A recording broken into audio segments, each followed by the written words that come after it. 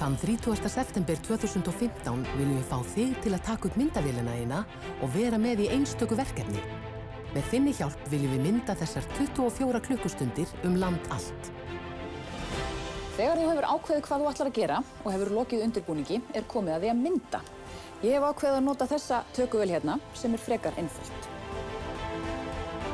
Jæja, ég ætla að reyna að ná nokkrum skotum hérna. En hverju þarf ég að huga að áður en ég byrja? Í fyrsta lagi þá myndavélin með alls konar takka. En ég ætla að hafa þetta einfalt og stilli bara á autofókus.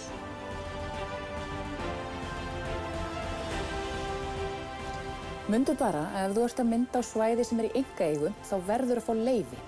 Annars gæti svo farið að við getum ekki nota myndefnið þitt. Og annað líka, allt efnið verður að taka upp innan sólarhringsins. Frá miðnætti þriðjudags til miðnættis miðvikudags.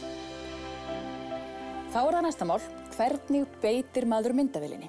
Reyndu að forðast að sveifla henni hratt upp og niður eða til hliðanna. Og ekki missa þig í súminu. Svona lagað subbulegt og áhorfandanum gæti hreinlega orðið flökurt.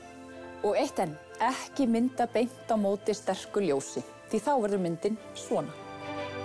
Gættu þess að ná öllu inn í rammann sem þú þarft. Haltu rammanum nógu lengi kyrrum þannig að augu áhorfandans ná að greina það sem á myndinni.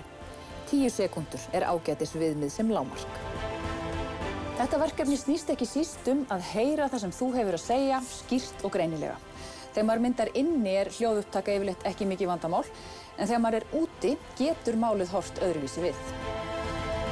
Á Íslandi oftast vindur. Jafnvel hægur andvari getur hljómað eins og snörp kviða sé míkrafónninn óvarinn. Best að nota utanáliggjandi hljóðnema með vindvörn. Gerðu prufur og hlustaðu útkomuna. Gættu þess að vera ekki of langt frá myndavélinni. Hérna heyrist ágætlega í mér. Þú heyrir líklega eitthvað í mér hérna, ekki satt? En heyrir eitthvað í mér hérna? Enn og aftur, best að gera prufur og skoða svo útkomuna. Jæja, þá þetta mestu leyti komið, en eitt að lokum. Farðu varlega. Ég veit, þú hefur heyrt þetta allt saman áður, en í alvöru talað, það aldrei og varlega farið. Og það auðvelt að gleyma sér í hita leiksins. Hugsaðu vandlega mögulegar hættur sem gætu orðið á vegi þínum við upptökur. Góða skemmtun og ég hlakka til að sjá myndefnið þitt. Þú getur myndað hvað sem en hafðu það persónulegt og eitthvað sem skiptir þig máli. Dagur í lífi þjóðar snýst þig. Ekki velta þessu frekar fyrir þér. Gríptu myndavélina þína og myndaðu það sem í gangi hjá þér. Farðu á rúv.is/dagur til að fá frekari upplýsingar.